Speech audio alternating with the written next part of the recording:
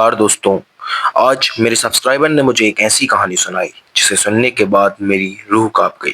आशा करता हूँ कि आपकी रूह भी कांपेगी। इसलिए यदि आप अकेले हैं तो अकेले ना रहें, वरना आप चौंक भी सकते हैं।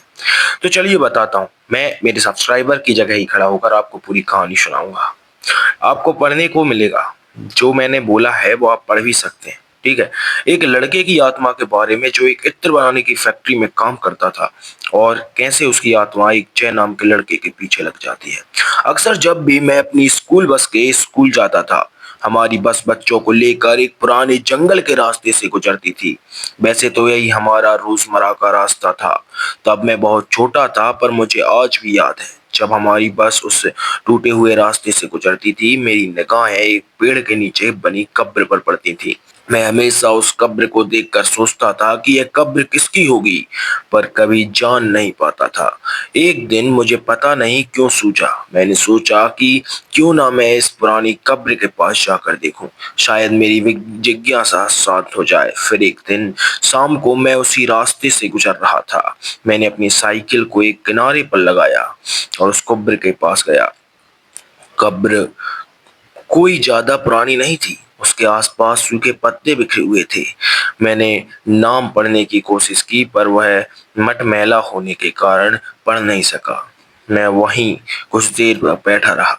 जब मैं वहां से उठकर चलने लगा तो मैंने एक अजीब से मदहोश करने वाले इत्र की खुशबू सूंघी, जो कि अजीब बात थी क्योंकि वहां पर कोई भी मौजूद नहीं था। उसी शाम को जब मैं घर लौट कर आया तो माँ ने मुझसे पूछा, तू बाहर गया था, बताकर तो जाना चाहिए। मैंने अपनी माँ की ओर देखा और चुपचाप अपने कमरे में चला गया। पता नहीं मुझे क्या हो रहा था। मेरे अंदर विद्रोह से, गुस्से के और अजीब से विचार घूमने लगे थे। मानो अपने आप मैं अपना काबू खोता जा रहा हूँ। मेरा अपने आप पर काबू नहीं हो पा रहा है। माँ ने मुझे खाने के लिए कहा, पर मैंने यह कहकर मना कर दिया, मेरा मूड नहीं है। हाँ इसलिए कहती हूँ, जो माँ ने बोला, हाँ इसलिए कहती हूँ बाहर कुछ भी नहीं खाया कर, जब जल्दी से सो जाना, सुबह जल्दी भी उठना है। पापा ने कहा, क्यों, कल क्या है? ऐसा पापा ने पूछा। कल स्कूल नहीं जाना है ऐसे? आपको तो कुछ पता ही नहीं रहता है। इन्हीं सब बातों को अपने दिमाग में सोचते हुए मैंने सो जाना ही सही समझा। रात के 10 बजे होंगे। मानो मेरा शरीर बहुत भारी होने लगा। मुझे चक्कर आने लगे। जी मचलने लगा। शरीर इस तरह से हावी होने लगा मानो किसी ने मुझे जकड़ दिया हो। पूरा शरीर पसीने में भीगने लगा। आश्चर्य इस बात का था कि पंखा अपनी गति से ही चल रहा था। मैंने अपना नियंत्रण खो दिया। मैं बेकाबू सा होने लगा। मेरे अंदर इतनी भी ताकत नहीं रही कि मैं अपनी मदद के लिए घर में किसी की आवाज तक लगा पाऊं। मैं जल्दी से अपने बिस्तर से उठा और घर के मुख्य द्वार की ओर दौड़ा, मानो वह बिस्तर मेरे लिए एक मृत्युशैया हो। साथ ही चीखते और बड़बड़ाते हुए मैं बाहर गया और आसमान को देखकर जोर जोर से हंसने लगा। चांद, जो कि काले बादलों में छुपा हुआ था, उसके प्रकट होते ही मैं जोर से चीखने लगा। मेरी चीख इतनी भयानक और डरावनी गूंजी, इसकी गूंज से पूरे घर वाले बाहर निकल आए। बाहर आते हुए उन्होंने मुझे आवाज लगाई, जय, ये सब क्या है? तू इतनी रात को यहाँ क्या कर रहा है? मैं अपना आपा खो चुका था। मैंने बड़ी बड़ी आंखों से अपनी माँ की ओर देखा। यह पहली बार था कि मैंने उनके साथ इस तरह का व्यवहार किया। जल्दी ही पिताजी बाहर आए। उन्होंने मेरी ओर देखा और पूछा, जफर, तू यहाँ क्या कर रहा है? मेरी माँ को यह सब कुछ बड़ा अजीब लग रहा था। वे किसी भी जफर नाम से परिचित नहीं थे। मैंने पिताजी की आंखों में देखा और पूछा, तू जानता है मुझे? और मैं तेजी से दौड़कर वापस अपने कमरे में आकर अंधेरे में एक कोने में दुबक कर बैठ गया, जैसे किसी से बचने की कोशिश कर रहा था। खैर, इसके बाद मैं अपने कमरे में के एक कोने से सोता रहा। जब मैंने बाहर जाने के लिए अपने कमरे के दरवाजे को खोलने की कोशिश की तो पाया कि वह बाहर से बंद था। थोड़ी देर कोशिश के बाद चिल्लाने लगा, मुझे बाहर निकालो। पर काफी कोशिश की बाद भी वहां कोई नहीं आया। करीब दोपहर तक मैं उसी कमरे में बंद रहा। फिर कुछ लोगों की बातें और उनके कदमों की आहट को मैंने अपनी ओर आते हुए देखा, सुना। थोड़ी देर के बाद उन सभी लोगों ने मेरे कमरे के दरवाजे को एक साथ खोला। उनमें सभी एक फकीर बाबा के साथ थे। मेरे पिताजी भी उनके साथ थे। वे सभी मेरी ओर तेजी से बढ़े और उन्होंने मेरे हाथ पांव को कसकर पकड़ लिया। कुछ देर तक झटपटाता रहा। बाबा मेरे लिए गले में एक ताबीज डाला।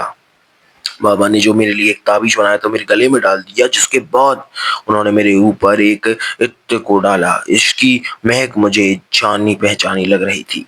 अब मैं सुरक्षित था। एक दिन मैं अपने पिताजी के साथ बैठकर खाना खा रहा था। मैंने उस इत्र के बारे में पूछा, पापा वह इत्र कौन सा था? मुझे उसकी महक जानी पहचानी लगी थी। पहले तो वो कुछ नहीं बताना चाहते थे, पर उन्होंने कहा, जय, बात यह है कि जफर नाम का एक लड़का था। वो एक इत्र बनाने वाली कंपनी में काम करता था। काफी सही स्वभाव था उसका। पर एक दिन उस इत्र बनाने वाली फैक्ट्री में आग लग गई। जफर जफर भी इसमें मारा गया। पर अक्सर उसे उस कब्र के पास जाने वाले को वैसी ही महक मिलती है जैसी तुमने महसूस की थी। हो सकता है कि यह उसके साथ आने का तरीका हो। और हाँ, तुम अब इस ताबीज को अपने पास ही रखना। उस कब्र से भी दूर ही रहना। इसके बाद मैं कभी उस कब्र के पास नहीं भटका, ना ही वहां जाने की हिम्मत हो पाती थी। सो आई होप गाइस आपको यह हॉरर स्टोरी अच्छी लगी होगी। ये रियलिस्टिक हॉरर स्टोरी है।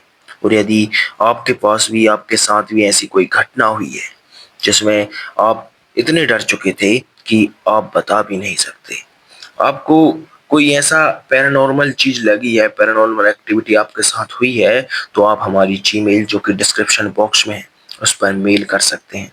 हम आपकी कहानी को भी हमारी यूट्यूब पर सुनाएंगे। अपनी कहानी के साथ अपना नाम, अपना पता और सब कुछ भेजिएगा। और हो सके यदि आपको विश्वास हो तो नंबर भी भेज देना, क्योंकि मैं आपको कॉल कर आपसे सब कुछ कहानी रियलिस्टिक तरीके से पूछूंगा, क्योंकि मुझे मेरे यूट्यूब सब्सक्राइबर्स को सुनाना भी होता है। तो ऐसे ही कहानी के लिए मेरे चैनल को सब्सक्राइब कर लेना। ये कहानी जो थी वो दिग्विजय सिंह राठौर की थी, जो मैंने आपको सुनाई।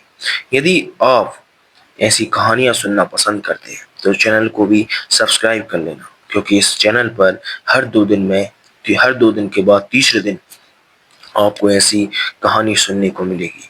हाँ, कभी हो सकता है कि किसी सब्सक्राइबर के द्वारा मेरे पास कहानी नहीं आई तो मैं सुना ना पाऊँ, वरना मैं आपके लिए हर 2 दिन के बाद तीसरे दिन आपको एक कहानी लेकर जरूर आता हूँ। तो मिलते हैं अगली वीडियो में अगली कहानी के साथ। जब तक के लिए बाय बाय।